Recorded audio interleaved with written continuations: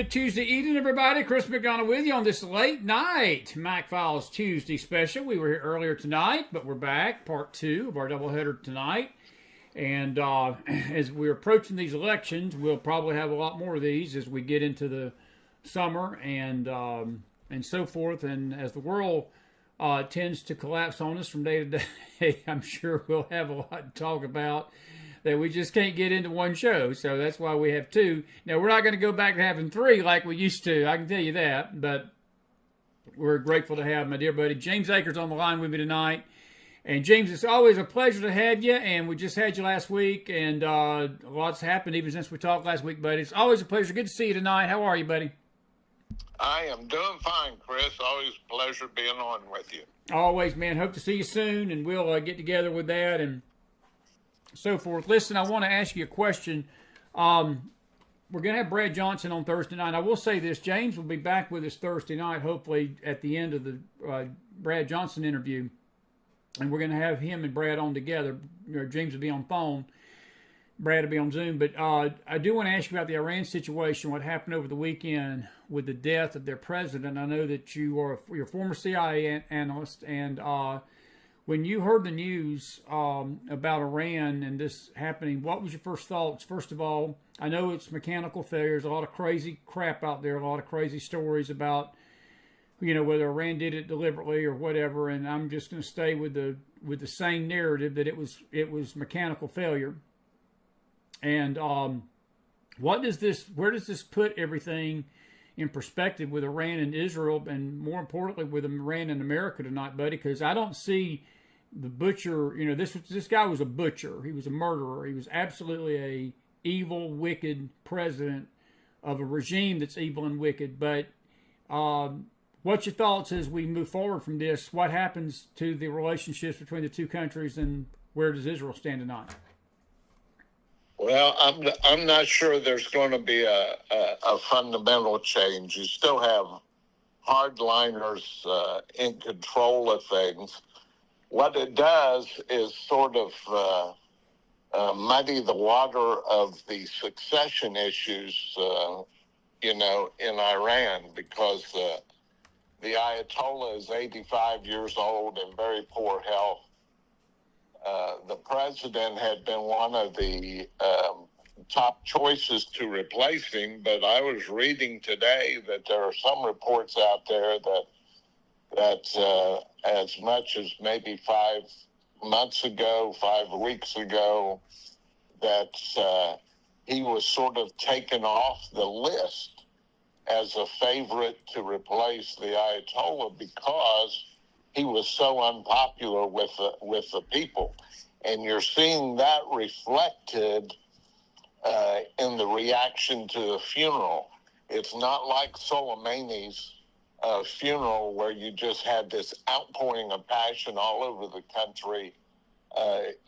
It's been a muted response at best. There are a couple regime orchestrated funeral observances, but for the most part, it has been really a muted response. And a lot of that goes to the fact that this guy was really unpopular in his own country. Yeah, it seems so. Do you entertain any of the thoughts that it possibly could have been deliberate? Do you think it was, or do you think there would be any possibility? Because I've had a lot of people ask me that question since the weekend, that they had heard reports that Iran itself had set these things in motion. Are they that despicable they would stoop that low to kill their own president off just because he wasn't popular? Well, but they also took out their foreign minister and a very, very popular Muslim cleric. So if you're going to have the regime orchestrating the event, you have to explain those questions as well. There are a lot of course, there's immediately a groundswell of conspiracy theories that the Israelis and Mossad was behind it. But, they really didn't have that much to gain by knocking off arguably the most unpopular political figure in Iran. So, right. So I'm of, and you got to remember here, a few weeks ago when Iran launched this unprecedented rocket and drone attack on Israel, fully half of their, according to U.S. intelligence, fully half of what they put up in the air didn't reach its target because of mechanical issues. So they have a ton of mechanical issues, and you throw in fog and mountain uncertainties and this, that, and the other. I still sort of lean toward it being an event of poor maintenance and other things, rather than some sort of bombing incident. Okay. It's the Middle East, and anything's possible. It's the Middle East, anything's possible. Where does this put our relationship? Did you find it I found it disturbing. I found it insulting that our country sent condolences to Iran over this, and I also found it very insulting that the UN, Jeemes, yesterday stood up in a moment of silence for this butcher when they never did the same on October the 7th. There was never an expression of any sympathy by the UN over the events of October the 7th of 2023 when Israel suffered its worst terrorist attack ever, really since the Holocaust, the barbarism that was unleashed on it. Where does James Akers stand on that? I wasn't too pleased with it. I mean, I'm just going to be frank with you. I know there's politics involved, but the protocol to me, and like you said, it was really weird. Soleimani, the left was crying and screaming for Donald Trump's head when they killed him. But this was more show from the UN. It's almost like a slap in the face to Israel more than anything else. What's your thoughts on that? Yeah, well, I mean, none of that surprised me. This guy was purely and simply a thug. Even in his own country, he was responsible for thousands of deaths and extrajudicial deaths. And the world knows that. And if they choose to make a hero out of this sort of an individual, then so much shame on them. That's the way I view it. Yeah. Where does this put relationships with America and Israel tonight? Does this bring us closer together, you think, or does it make no difference? Is this just one of those blips in history that's done and we see another butcher emerge in Iran and it gets worse? Do you think that you mentioned a while ago that you believe that the succession is going to be no different than what we've got now? But is there any hope that this may cause the Iranian people maybe to arise, Jeemes, and ask for and declare and demand a free democratic Iran? Would you see something like that happening? That's a possibility, but actually, they sort of snuffed that out in 2022 when you just had a woman by the morality police just absolutely beaten to death. Right. And it gave rise to a number of protests in Iran. And they very successfully squashed that. And I'm not saying that's a good thing from my perspective, because I'd love to see the Iranian people rise up against the mullahs. But I'm not sure this is going to be the event that will trigger that. Yeah. That's interesting. And as far as relations between the United States and Israel, whether it'll move the needle one way or the other on that, I don't think it's going to do anything. This guy was just pure and simple a thug. All parties are probably glad that he met his demise. And in terms of international relations, I'm not sure much is going to happen. Yeah, I'm with you. Listen, I want to change course on you. We're not going to keep you, since it's late, we'll keep you a little bit tonight. We'll get you back on Thursday with Brad a little bit. But I do want to ask you a couple of domestic questions, very serious ones.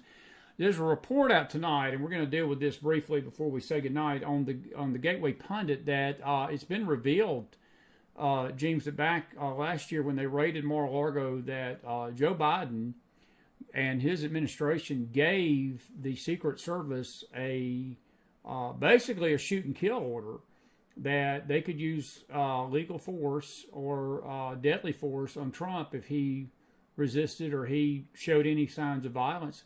I don't think that's unprecedented in a nation like this. I don't think we've ever had a sitting president basically give an okay to kill a ex-president in the history of this land. And my blunt question to you, is that not Communist Manifesto 101, that you kill the ex-president, that your political enemy's off? And is that not rise to that level, that that's exactly what Joe Biden was trying to do? That's sort of banana republic stuff, you know. I think that when the final chapter is written, and historians go back, and I personally think that Biden and the people around him are going to rue the day that they pressed this whole legal warfare against Trump to try to keep him out of a presidential race, because it opens up a Pandora's box of the ex-president being tried, and we had avoided that throughout our history. And can you imagine, if there is a change in administration, what kind of charges can be brought against Biden? And he is totally responsible for opening up this can of worms. And there's no doubt in my mind that all the law enforcement entities that were involved in Mar-a-Lago had a green light given to them by the White House. So I think I'm not surprised at that report. Do you think there's going to be any backlash from that, or do you think it's just something the media, though we see a headline about it, people say, yeah, so what? But I'm with you. I think it's a backfire, but is there any immediate repercussions for that? Well, I just think we as a country have become so callous to all of this stuff. And I think people are just thoroughly disgusted by politics and the corruption in politics and the obvious manipulation of the court systems. There is no confidence anymore among at least half the American populace with the court systems that anybody will get a fair day in court if they belong to a certain political party. Yeah, I'm with you, buddy. I'm That's the outgrowth. The main takeaway from all of this, that institutions in this country have taken a hit over the way that they've treated Trump. And I mean, Trump has his own faults, and there's a long list of them. But it is unconscionable, in my view, the way that the political process has tried to drag this guy from one court to another for political gain. I asked Magdalene Rose. She's a young lady that comes on our network regularly, and she's younger. She's in her 20s. I asked her this question. I'm going to ask you tonight. Do you think, Jeemes, that this political atmosphere has gotten so bad that we're losing good people to run for office because they're scared of the scrutiny and the toxicity of this Me Too slanderous look under every bench, look under every pass, go back to your yearbook? I mean, the scrutiny that these candidates get put under, and whether it's Trump And they're not going to do this to a liberal. This is all conservative. This would be a conservative. I'm talking about conservative candidates because you know and I know they don't do this to liberals. They do it only to conservatives. They dig up stuff. They will go back and get your high school transcripts. They will get every girlfriend you had, every friendship you've got, every business associate you've had, and they will dig up dirt and they will spread that dirt over every network they can. And I think that it's hurting the nation to the point that we're losing good people, Jeemes, good, solid people who would probably run for office if it wasn't for that scrutiny. And we're stuck. And again, I'm going to just say this about Trump. I love President Trump, but we're stuck with him and Joe Biden in a rematch in 2024. And you got two old guys that are in their 80s that are going to be the next. One of these guys are going to be the president for the next 4 years unless something happens while they're in office. And you can't tell me out of 350 million people, man, that we can't find somebody that's got fresher ideas, fresh perspectives, younger, more vibrant, and they can lead the country into the future, not just for 4 years or 8 years at a time or 6 years or whatever time, and then we change regimes and go back to another old guy. Is it a fair statement that our political system is broken and it's toxic to the point that it's chasing away good, solid people, good character-building people, but they're just scared of the scrutiny? Yeah, the system has become fossilized. In other words, there's very little energy. And I was just in D.C. Last week, and there are still a lot of good people in D.C. But the problem is that they don't rise to the top. What we have that gets to the top are generally short of leadership skills, and there's just a dearth of leadership, Chris, on both sides of the aisle. Yes. People staying in Washington too long because they enjoy the perks, or they're trying to put the final stamp on their legacy, or whatever. And if you study history, this is really a common problem when empires get to the end of their run. I was in London many years ago and was at an exchange with our fellow intelligence services and the like, and we had this meeting in the Admiralty room with a table that looked like it was 50 feet long, and all the busts of the British Empire and the pictures adorned the walls. And I thought to myself, did the men that were sitting around this table realize that the life course of their empire was coming to an end? And one of the sure signs when an empire comes to its end is that it looks for leadership and there's none there.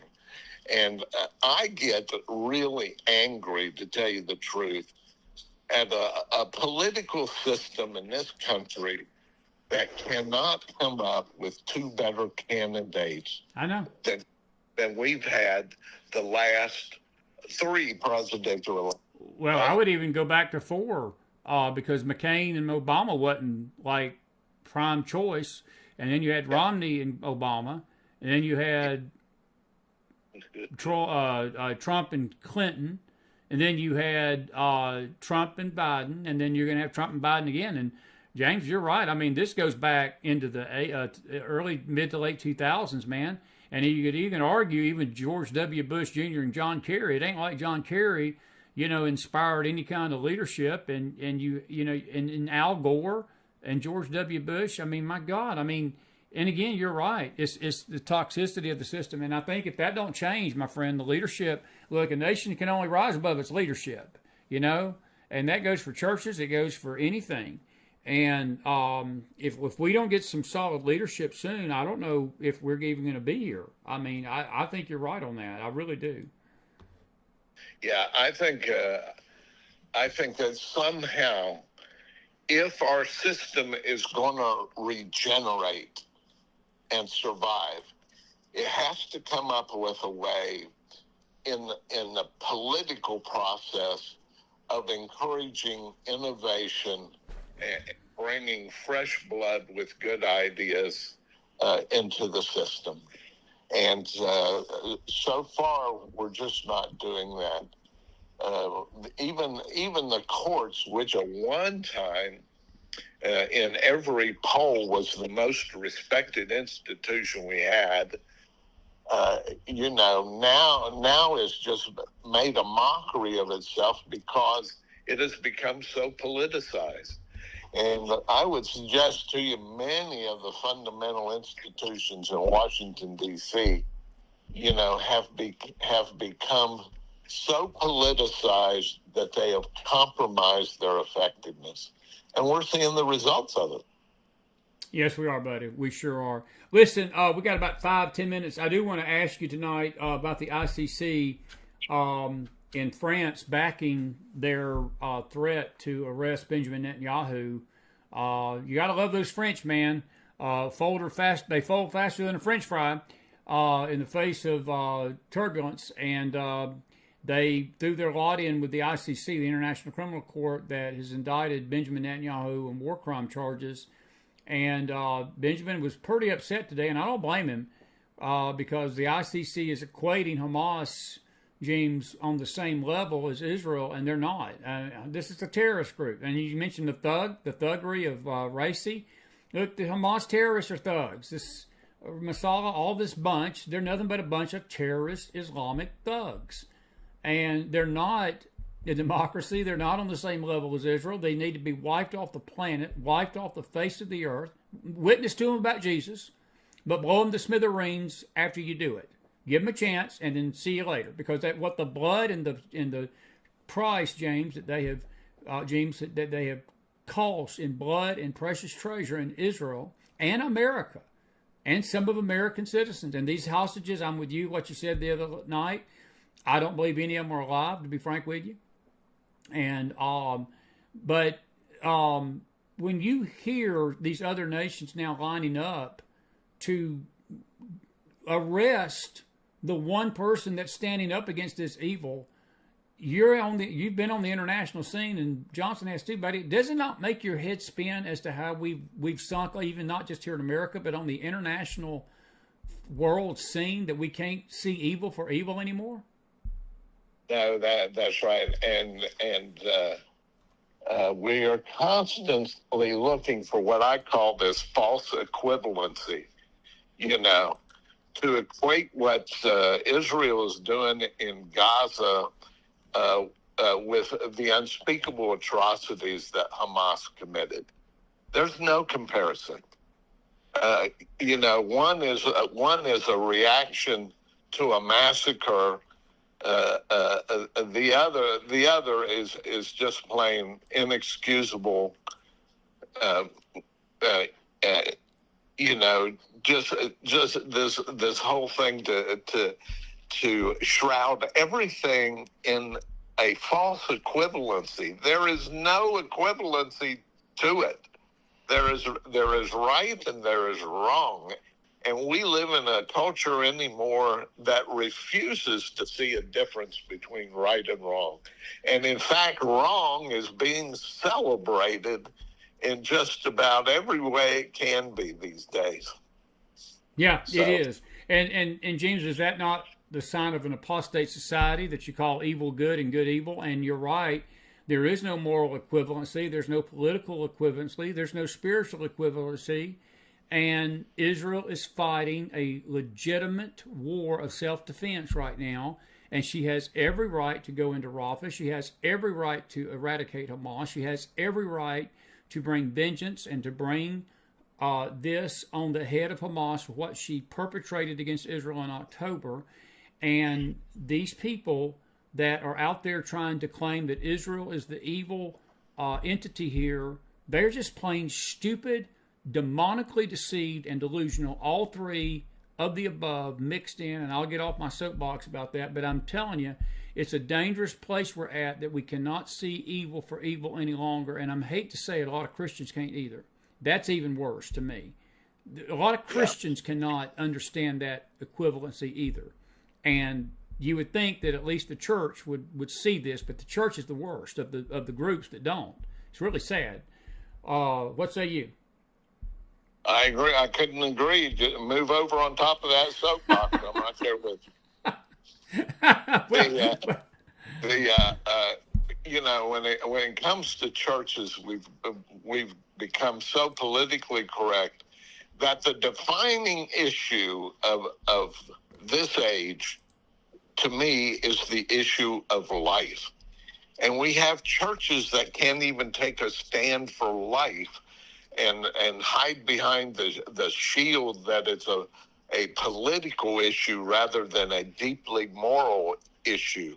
And, you know, and when a country gives up the fight for life, that is the point at which the culture just dies. Yeah. There's nothing to rejuvenate once you say that life is no longer sacred. There is no basis. Everybody talks about what we need is a great revival, and this. Where's it going to come from? From a church that has completely given up on life and has thumbed its nose at the basic ordinances of God? James, you're right. You're right. So look, that's not even a soapbox. That's a serious warning to a nation that's already astray from God. And if its church is astray from God, the nation ain't coming back, my friend. the nation's only going to come back as much as the church comes back. And the church, as you said, look, James, you're right. And to me, the arguments, what you just put in words about the fight for life, well, to me, it's the same equivalently with Israel. Israel lost human blood, my friend. These terrorists killed babies. They put babies in ovens. They beheaded babies and women. There was no respect. No respect for life whatsoever. None. I mean, they put it on social media and rejoiced over the brutality. There was no respect for life. At least the Israelis, and I disagree with this. It's crazy from a military standpoint to give warning to a city or to an area where you're going to hit them hard. The Israelis, you know, but you know what I at least show some humanitarian impulse, and you do not see any of that from Hamas and from these various terrorist-linked groups in the Middle East. Well, the truth be told, and I'll just piggyback on what you just said a little bit. The truth be told, Jeemes, they were probably pressured to do that by America. And, you know, I'm with you. In a war situation, you throw that out the book. I'm sorry. You don't tell your enemy that you're coming. You just go in there and clean them out. You know, that's what drove me crazy with the Iraq War of 2003. We were basically telling Saddam we were coming for weeks. Well, what do you think he's going to do? He got basically weaponed up and prepared himself for an invasion. We should have just went over there, kicked his butt, got our butts back, brought it home, and been done with it. Israel did not have to tell the world what she was doing. Once that occurred on October the 7th, the way I look at it, all bets were off. Israel had every right to go in. And I'm going to tell you something. If she would have put a hole in Gaza the size of Texas, as far as I'm concerned, I think she'd have been legitimately warranted to do it. And I'm so sick. Yep. I am absolutely sick of these people out there that's with this self-righteous attitude that Israel owes the world an explanation to protect herself. She does not. Because we wouldn't do it, James. This country here wouldn't do that. No other nation in the world would do that if something like this happened. I mean, for God's sake, the Ukrainians and the Russians are fighting each other over a bunch of land that don't matter to a hill of beans to probably just the people that live there. And and everybody's acting like the Ukrainians and the Russians can do whatever they want to, and they ain't got to report into America. Well, why does Israel have to report it when they were literally attacked and slaughtered by Hamas? Am I right? Yeah, no, you have. I mean, and it doesn't take a crystal ball to see what is happening. America is just slowly turning its back on and steadily turning its back on Israel. And I think you believe, as I do on this, we do that at our own peril as a country. Yes, we do, buddy. And so, and in terms of the ICC, which has reduced itself to the status of a kangaroo court when it comes to anything regarding Israel, like if anybody believes that Israel's going to get a fair shake in the ICC, they're just absolutely crazy. Well, look, I'm no fan of Sean Hannity, but I watched him this morning a little bit, and he went off on the ICC, and I have to salute Sean. It's not like it's not that I dislike him. I'm just not a big fan. I mean, for reasons unknown. I mean, it's just. But this morning, I was amening him a lot, and he basically said something that I wish that somebody would listen to in D.C. And he said that Trump had taken us out from the jurisdiction of the ICC. Biden put us back under it. And the UN can take their self to China and do their crap in China. And the ICC can go pound sand in Europe. But they don't need to be doing it at the expense of American taxpayers. And as far as I'm concerned, Israel's got the same right. They can tell the ICC to go do something to themselves that I cannot repeat on this show tonight, because this is a family show, even at 10:56 in the evening.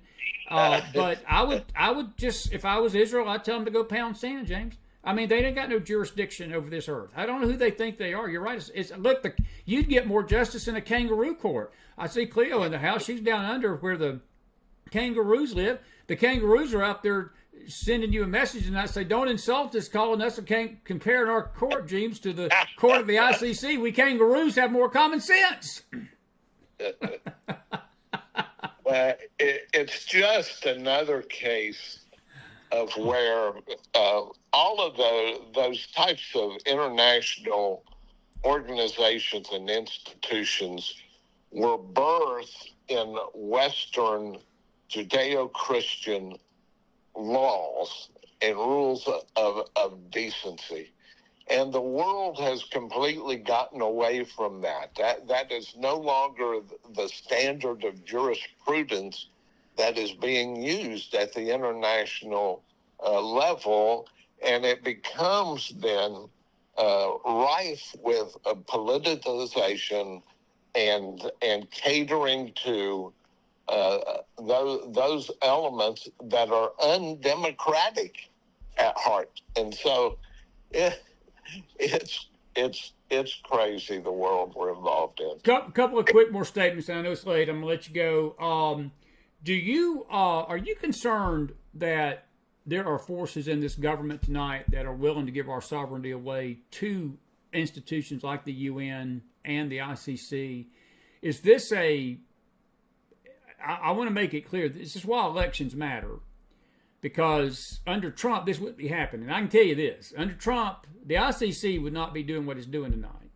And the UN probably would not be standing for a butcher without Trump probably standing up and saying, I tell you what, since you're going to stand for the butcher, I'm going to give you a notice. You've got 30 days to carry your carcasses out of the Americans, and we're going to kick your blanks out of New York City and send you to China, who have the same human rights history as the butcher of Tehran. But is there forces now that are in this government, James? Are you concerned about our sovereignty being taken away? I am. I think I see it being eroded every day, and I think that it's being done on a slow burn. I don't think that they're going to overtly do it, but they're doing little things every day that literally are eroding our rights, and it's dangerous. And I got a question about Jimmy Carter, and we'll wrap it up. Well, yeah, I couldn't agree with you. This whole trajectory towards globalism at the expense of national states which is a system that has worked well since the Treaty of Westphalia. To me, we are seeing a significant change in terms of international order. What happens when law systems start to make decisions based on Chinese or based on Russian law rather than a Western-style jurisprudence? And we are starting to see that, even in such areas as drone warfare. Do we actually expect that the rest of the countries of the world are going to abide by the morality restrictions we put on our AI systems? Nope. No, they're not going to do it. That's an easy one. We're just going to pay a huge price for that, a huge price for all that. But listen, I heard today, real quick, Jimmy Carter, of course, I know he's been in bad health. His wife died here a few months ago, and he looked horrible at the funeral. And his son today came out with a statement saying that they're looking at hours, days, or whatever. He was one of the most rabid anti-Semitic presidents, other than Obama himself, and probably Joe Biden. Joe Biden talks support for Israel. Obama, I thought, was pretty bad, very bad. But Jimmy Carter has had a history of anti-Semitic statements through the years. Jeemes, what's his legacy when he dies? Does the Iran debacle of 1979 follow him to his grave, or his blinking and his nod to the Palestinians and these peace treaties that he forced Israel into? That one peace treaty that Begin and Sadat signed in 79 led to Sadat's assassination. What does Jimmy Carter go down in history for? Peanut farmer, or just somebody that's just an anti-Semitic hick that didn't do nothing but run his mouth after he got out of office and didn't contribute much to the country? Well, I have a slightly different take on Jimmy Carter. I think his legacy will be the Camp David Accords, which brought Israel and Egypt together in the longest lasting peace arrangement between Israel and an Arab country. I think that'll be one piece of his legacy. Another piece of his legacy will be the unquestioned. He is one of the few presidents that became more popular after he left office than when he was in office. And a lot of it had to do with his humanitarian stuff. Sure. And the third legacy for Jimmy Carter, and one that's probably more in accord with your viewpoint, is that he was probably the most naive president we ever had. He had to be naive. Well, his brother Billy, he was the smartest president ever had. I mean, he would, aboard nuclear submarines, and that takes a pretty sharp cookie to do that at the level he was involved with it. But he was also just incredibly naive. And so, in my mind, those are the three Jimmy Carter legacies. Do you think that he was partly responsible for the Iranian situation, the way he handled that? I mean, Reagan came in and sort of shut the door on that, but Carter basically just put a torch to the Middle East with what he handled with the Ayatollah back in 79, what he did with the Shah, and then it led to our hostages being taken for nearly 2.5 years, and it was a brutal display. I was actually a sophomore in high school the day that they came home, and look, the Iranians understood what Reagan would do. They knew Reagan wasn't going to put up with it, and look, and I'm with you on the humanitarian stuff. I've got no problem with it. Look, he's from Georgia, and he actually, Plains, Georgia, is just about 30 miles north of where my dad was born, in Southwest Georgia, and they're, and the people of South Georgia have politically they don't think he was that great, but from the humanitarian standpoint, you're right, he became very popular. I guess I'm just a common sense kind of guy. If you're out there being anti-Semitic, my dad used to say, if it quacks like a duck, walks like a duck, and talks like a duck, it's likely a duck. Well, if you keep saying through the years you hate Israel and Israel's an apartheid state, and you say all these things, it's pretty much a given you don't like Israel too much, So I don't know, but that'll be something we can always talk about over the years, and let the writers, let the historians worry about that, But I do pray for his family tonight. We don't wish the man harm, and it's going to be, that there'll be a time of the country that the Democrats and the liberal left will, extol him as being a great leader. I don't view him as such. I think your view of him is very accurate. He was very naive. At the very least, he was naive. I'm totally with you on that. Yes, I think that's absolutely the truth.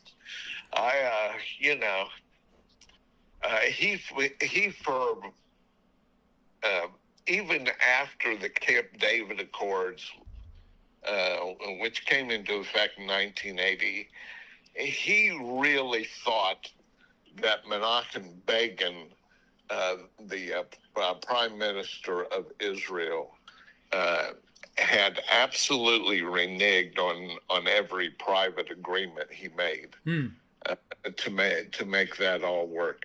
So that was largely the basis on his sort of one-sidedness when it come to Israel.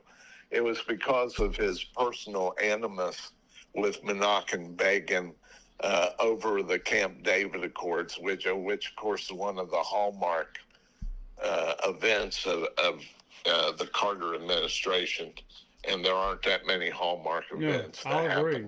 But it ultimately cost Sadat his life. It didn't cost Begin his life. It cost Sadat, because Sadat was assassinated just years later after that. They. And Egypt, and I'm with you, it's interesting. Well, of course, the Middle East, and you know this more than I do, the Middle East is a complicated soap opera. Let's just say it like that. The enemy of my enemy becomes my friend real quick in the Middle East. And to try to figure it out, it's way beyond Chris's pay grade. But Egypt and Israel have been at peace pretty much throughout the last 40 years, going on 44 years now. And so you're right. Buddy, listen, I want to thank you for being with me tonight. We could keep you forever, but it's late, and I know you got to call it a night. Listen, I appreciate you coming on.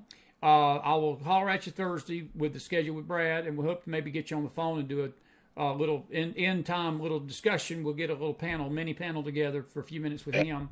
And I hope you have a good evening. One final thought, anything you want to say finally, and we'll wrap it up, man. No, just the way I've ended every podcast with you, God is on his throne. That doesn't mean that we don't have responsibilities, to act in the right way, and as a country, to behave in a manner that's befitting of the blessings that God has given us. But God's not shaking with nervousness with what is happening in the Middle East. It's all by design. The design is unfolding a little bit quicker than I thought it would a decade ago. But yeah, you know what I'm saying. But listen, I always enjoy being with you and your listeners, and I consider it an honor and a treat to be on here, and I'm looking forward to talking to Brad. I haven't talked to him in a while, so please give me a ring on Thursday. I will, man. We're going to have a good time Thursday night with y'all. We really are, and I told Johnson to behave himself. Now, I don't know if he's going to do that or not, but we'll see. We'll have to have an extra prayer meeting before the show with him, so you know how that works. Hey, listen, man, looking forward to seeing you soon in person, but thank you again for tonight. Thank you for being up late with me, okay? Okay, blessings, Chris. Thanks again for the opportunity. Always a pleasure, Jeemes. Honor's ours. God bless. Jeemes Akers, everybody. Put some fire in that house for him. We're grateful for him tonight on this Tuesday night. I apologize. I understand YouTube nor Facebook gave any indication we were on, and Looking at the numbers tonight, we've actually got more people here tonight than we did even in the early bird, but it took folks a while. I was looking at the chat, nobody was showing up, and I was like, did I miss something? I guess nobody wanted to come in for the late show, but we got a really good crowd tonight. Thank you all for being with us. And if you got a few questions, folks, we are willing to take your comments, questions tonight for a while. I'm going to be with you here another 25 minutes or so. It's late night. We ain't got nothing to do. And internet interference here all of a sudden. Hopefully we're back there. Yeah. I do want to just run over a few headlines tonight. This is what me and Jeemes were talking about.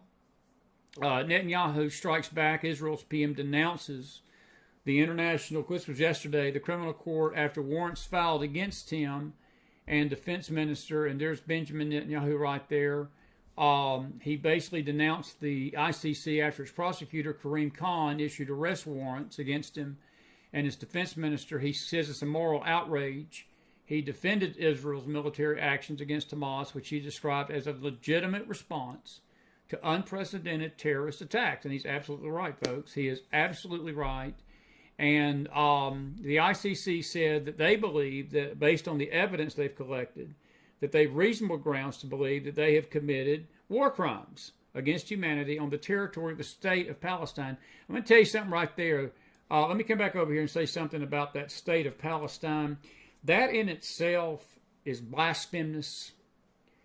And George Clooney's wife, Amal or whatever her name is, I could care less how you pronounce it. I got another name for it, which I got in a little trouble for last night, so I won't go that route. But Amal Clooney, or whatever her name is, she's behind this.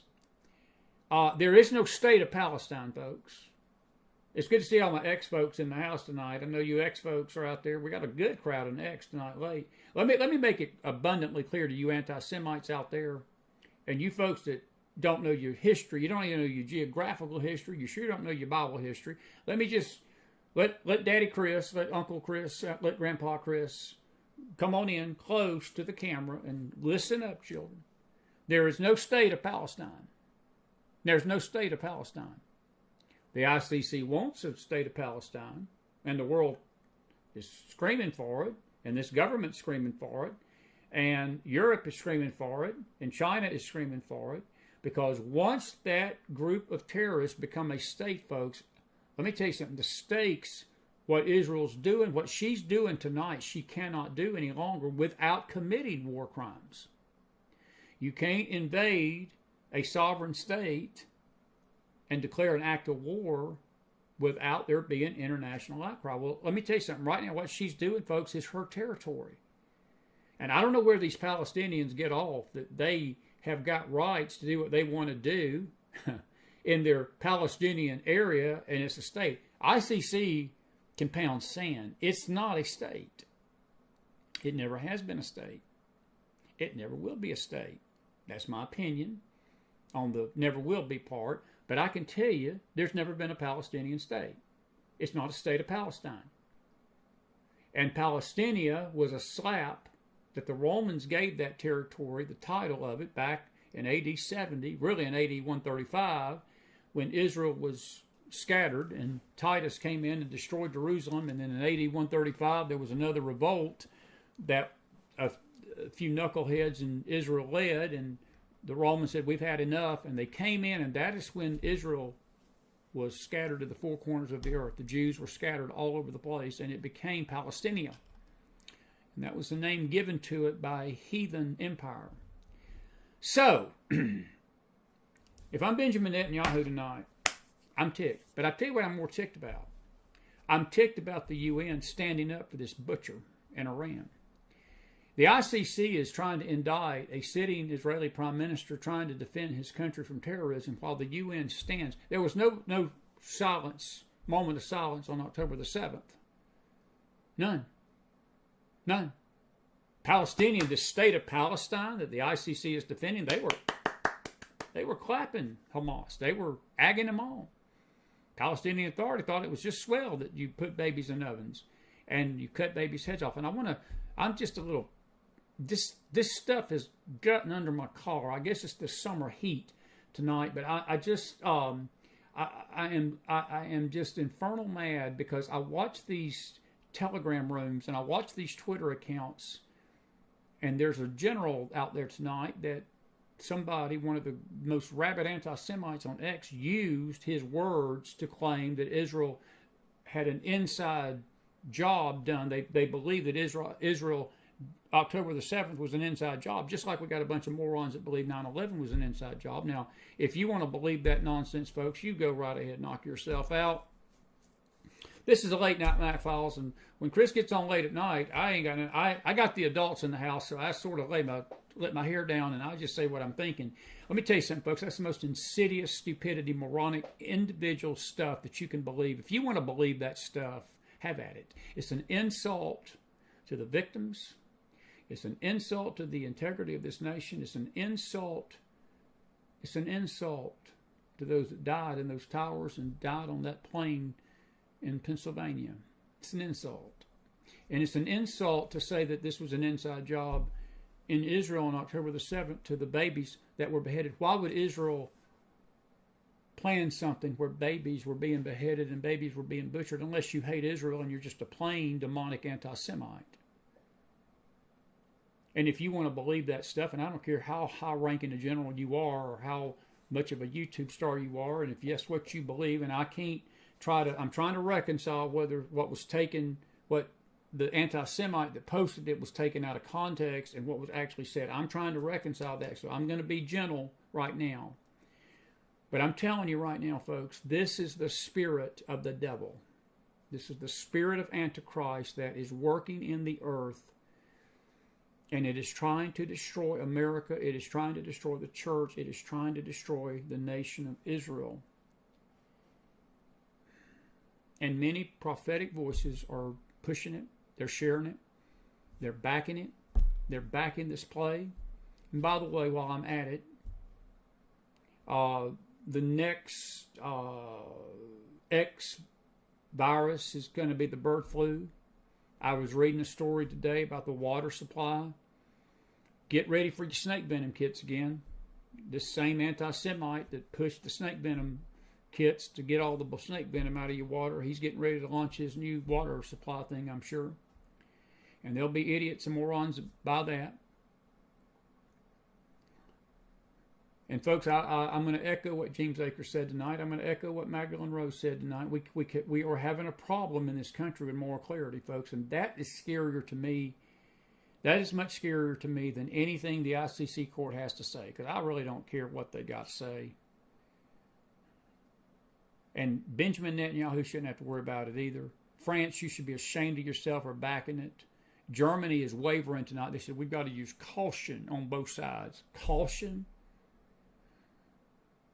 America, in one breath, they say, well, the ICC court shouldn't do this. And the next breath, they cut off arms to Israel. And the next breath, they trash Israel for doing what they're doing. So we're all over the place in this. No moral clarity. We don't even recognize evil for evil. We don't recognize that we're calling it good. We're calling good evil. And we sit around and twiddle our hands and we wonder why our country is in the pathetic mess that it's in tonight. I think it was Carol Smith that asked Magdalene that question. She said, what does your age group think about this country and how to get it out of this pathetic mess it's in? And it's in a mess, folks. It's in a mess. But if a country can't even view evil as evil and clarify evil as evil and good as good, and we can't see the difference, we ain't got no hope. We ain't got no hope. And I hate to say it, folks, a lot of this is coming from church circles. A lot of this is coming from church circles and prophetic circles. And I'm not making fun of the prophetic, folks, but when you got prophetic voices out there echoing anti-Semitic remarks that would make Adolf Hitler blush and make him sit back and even take a pause at some of the stuff that's being said out there on the internet, and they're sharing it out like it's the gospel, you got a problem. You got a problem. And Lulu, it does burn me up. It does burn me up. It burns me up greatly tonight. And the fact of the matter is, folks, it should burn all of us up. It should burn all of us up. It should burn all of us up. Anyway, Mr. Netanyahu, if you're listening tonight, it's about dawn in Israel right now. You're getting up. Just in case you're scrolling on the internet and you come across the McFiles. By the way, you got an invitation to come visit me anytime. We'd love to interview you. But I'm going to tell you something, Mr. Prime Minister. Do not give in to this lynch mob. Clean Hamas out. Take the battle to them. Remove this cancer off the earth and do not hesitate in doing it. You are justified morally to do it. You are justified as a leader to do it. You have a legal right. You have a moral obligation to protect your people. You have a spiritual obligation as a leader of a sovereign country to protect your people. This was a horrendous terrorist act of barbarism. And the world, if they can't recognize it, then don't wait on the world. You do not have to explain your actions to us. Get it done. I'm with Trump. Get it done quickly. But get it done. Do what you have to do. And I think people with moral clarity are going to applaud you for doing it. And let the anti-Semites rage. Why do the heathen rage and the people imagine a vain thing? I'll tell you why the heathen rage. They're just plain full of the devil. That's why. All righty. A couple other quick things, and then I'll see if we got any questions, comments tonight. There's no state of Palestine, folks. Let me make it clear to you tonight. There's no state of Palestine.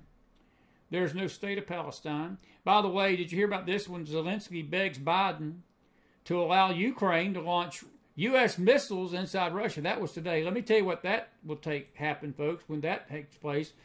If that happens, you got World War III. You got World War III. Because Russia's going to respond to that. They're going to respond to us. But that's Mr. Play actor, Mr. Actor Zelensky, begging us to let him shoot U.S. missiles at Russia. Boy, that's... Hold on to your seat. I told you the summer was going to be interesting.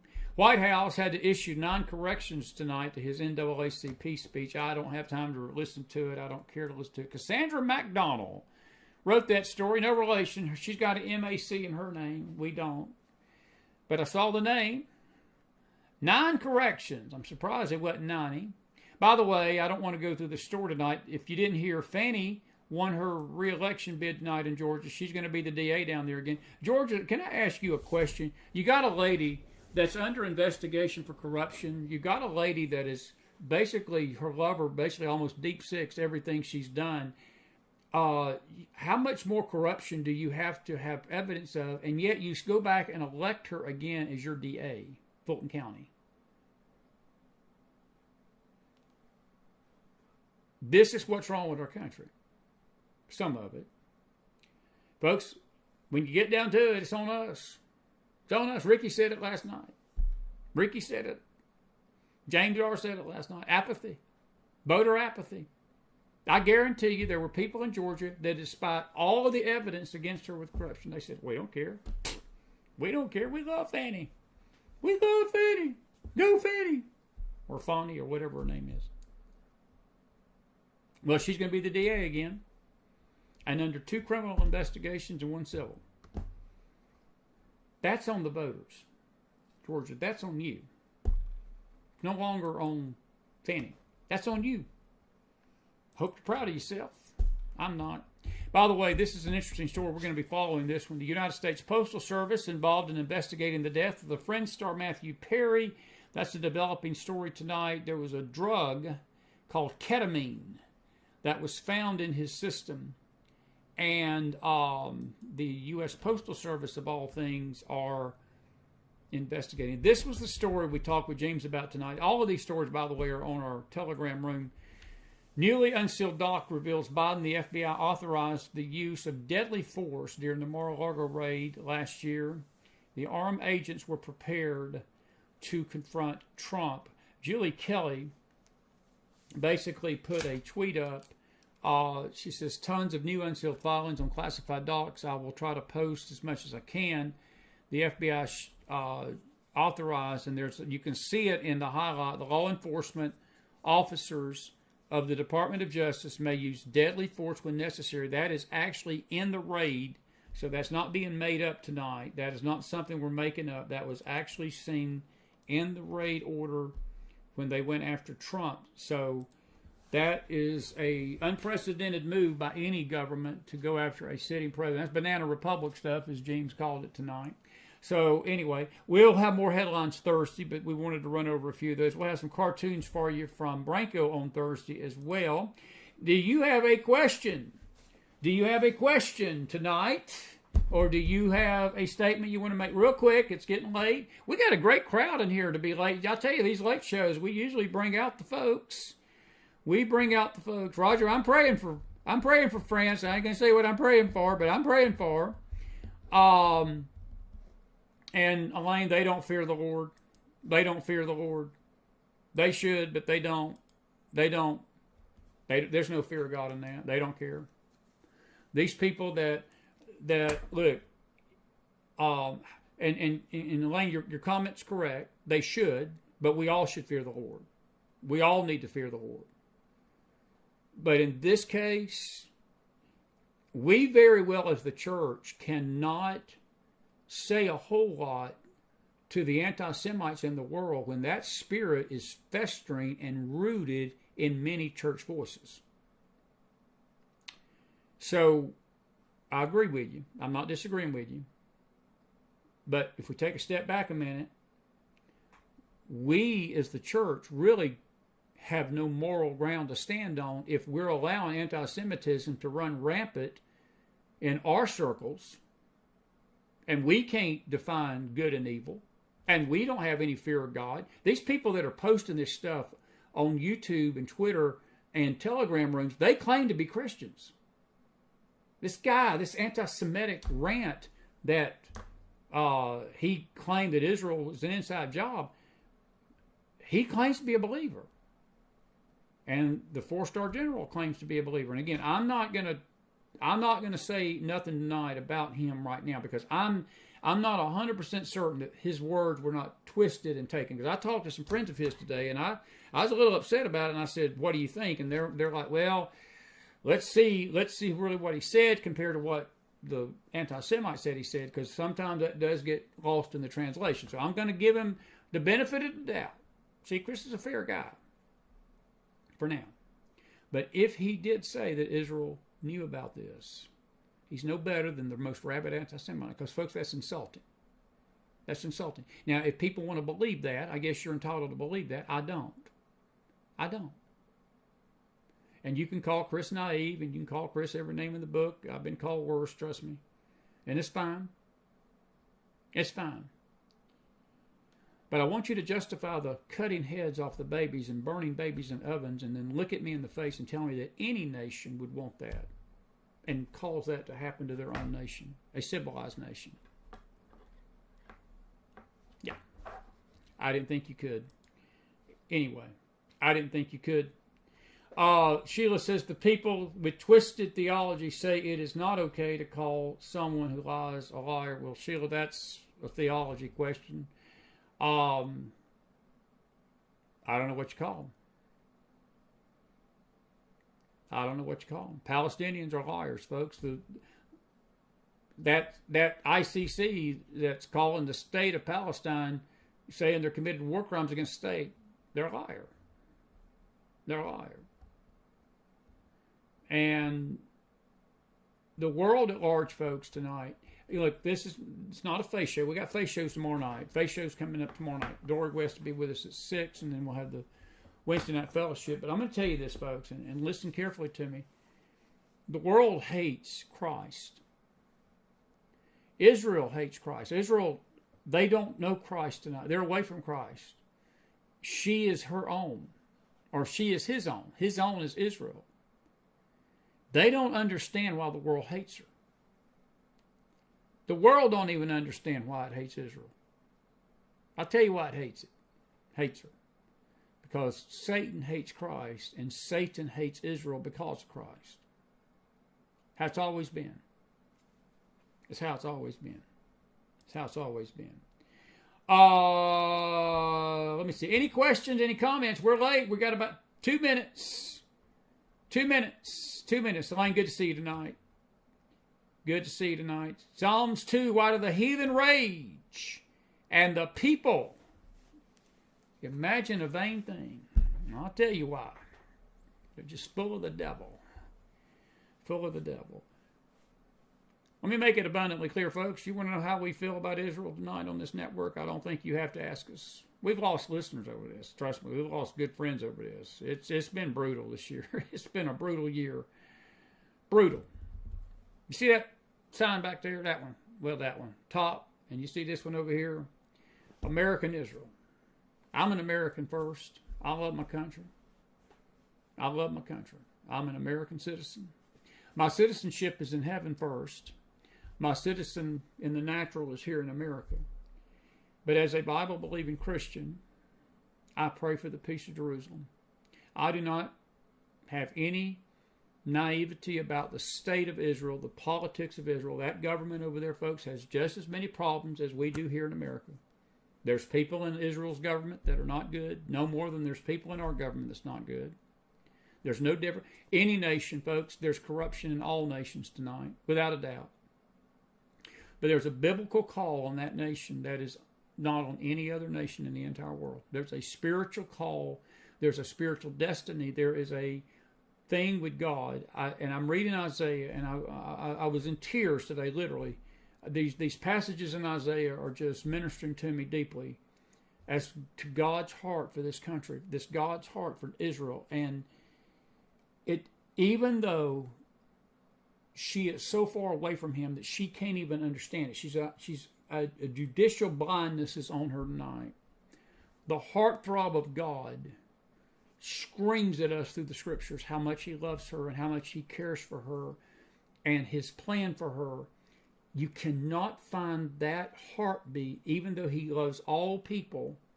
There is something in his affection toward Israel that is unprecedented and unparalleled toward any other nation. It's different.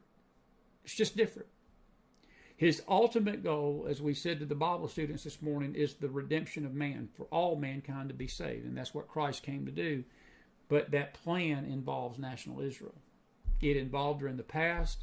It's going to involve her in the future. It just is. All of Israel shall be saved. You cannot find the words all of America will be saved in the scriptures. Just can't. Can't find all of any other nation will be saved anywhere.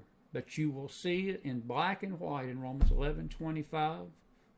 I think that's right, or 11:29, one of those verses. In that chapter, I know it's in Romans 11:25. All of Israel shall be saved. So, that tells me that if I'm going to get on the right equation in eternity, and I'm going to get on the blessing side of Genesis 12:3, we're going to bless Israel. And we're not going to curse her. We're going to pray for her. We're going to pray for her salvation. We're going to pray for her protection. But in this situation, as it relates to October the 7th, let's push the spiritual side of stuff just for a second. I'm just talking now as a human being, as a person with a human being.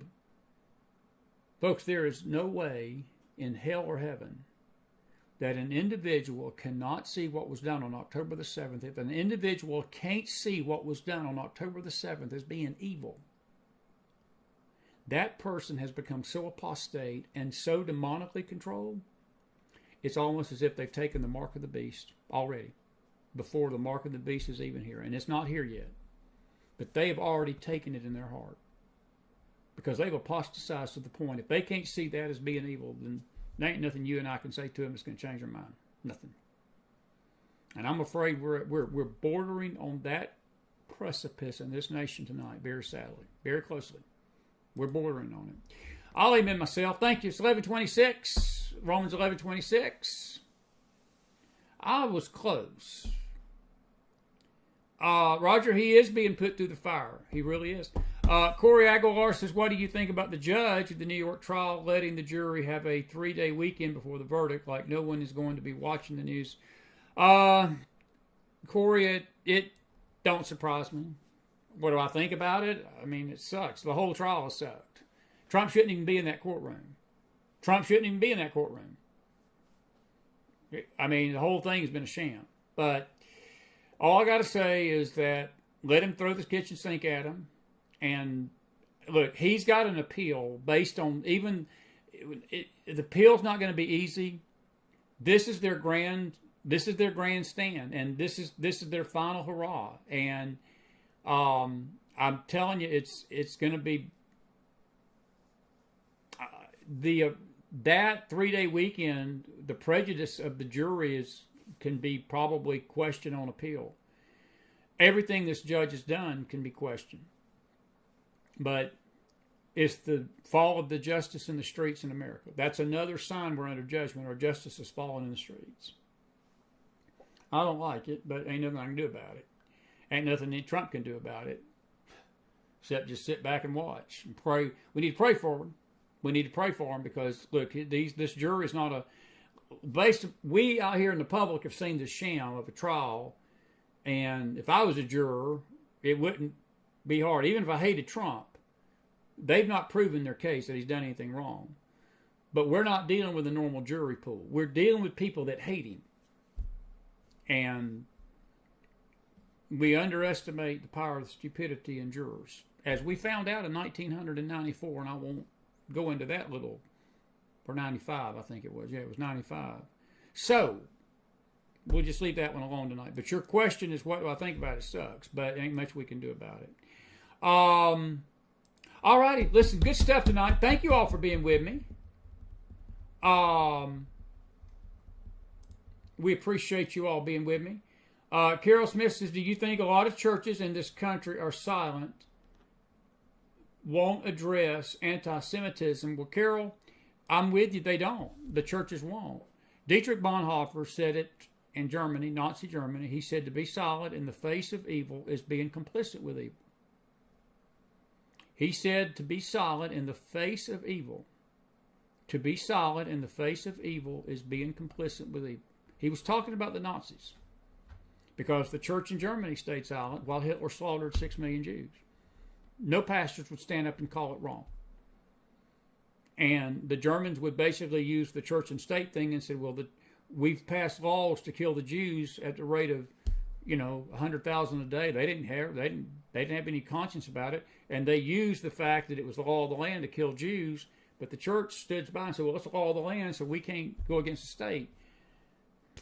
And 6 million Jews later, whose blood soaked the earth in Europe, the German church realized that the Messiah that they thought they had found in Adolf Hitler was nothing but the Antichrist himself, not the real Antichrist, but he had the spirit of the devil in him. 55 million people lay dead across Europe in addition to the 6 million Jews. That's what happens when the church stays silent. I hope we're not looking at that right now. I think in the coming tribulation, we know that there's going to be 2/3 of the Jewish race is going to perish, and I don't think there's going to be any voices during that time she's going to be able to turn to. No nation will come to her defense during the tribulation when she is being slaughtered. So it's going to happen again. But the seeds of that are being planted tonight. Now, you're right on about that. The seeds of that is being planted, and it is the silence of the church. Some of it is contributing to that. It is contributing to that. Did you enjoy our late night Mac Files with James Akers tonight on a Tuesday night, our doubleheader show? We had a good crowd. We had a bigger crowd here tonight than we had earlier tonight. Sorry about the notifications, folks. I can't help that. We told you we'd be on around 10:15. We were here about 10:20.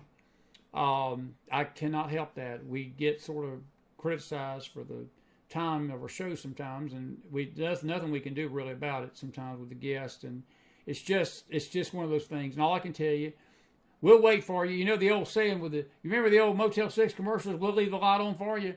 Well, that's why we play that introductory music and play about a 5-minute intro, because I give everybody a chance to find us, because I figured YouTube ain't going to notify you anyway. So there's a method to the madness of why we play a song at the beginning of the show, and I might have to start playing two, I guess, to give you time to get in here. But I'm glad you all found your way here tonight. We got a good crowd, good guest. Hope you enjoyed the commentary. If you're enjoying the network, we could sure use your help financially too. Your donations are very much appreciated and wanted and needed. We thank you for doing that. And I'll see you in the morning on the Faith Network, and tomorrow night on the Faith Network. Tomorrow's All Faith. We will have Dory West on the Faith Chat at 6 for about a half hour, 40 minutes or so, and then we'll have our Wednesday night fellowship 8 or 8:30. More than likely 8 o'clock. We may go a little after that, but we'll be about an hour, hour and a half with the Bible lesson or Revelation tomorrow night. We're going to be dealing with the Great Tribulation tomorrow night, so don't miss it. The hour of temptation. We've been trying to get to that for 3 weeks, but we will get to it tomorrow night. And it's going to be sort of the springboard for our prophecy conference in June that's coming up in Dalton, Ohio. Not Dayton, but Dalton, which is near Cleveland, about an hour and a half south and southwest, and sort of in the middle of the state. They're sort of the north central part of the state. So all you Ohio folks, get ready. We'll have an address for you soon. And Brooklyn, we're coming back. We're working on it. We're working on it. South Florida, Central Florida, we're coming to see you too. So we got a lot of good stuff coming this year.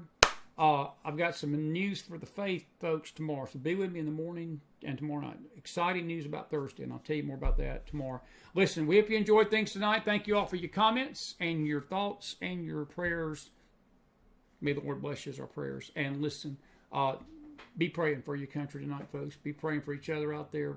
And thank you, James Akers, for another great show tonight. Listen, be blessed out there. Have a good night. And I will see you in the morning on the Faith Network and all day and tomorrow night again. And then until our next show here will be Thursday night around 8 o'clock, Brad Johnson, and then Jeemes will come in at the end. We'll take your questions with the panel. And that should be fun. May the Lord bless you. Have a good night, everybody.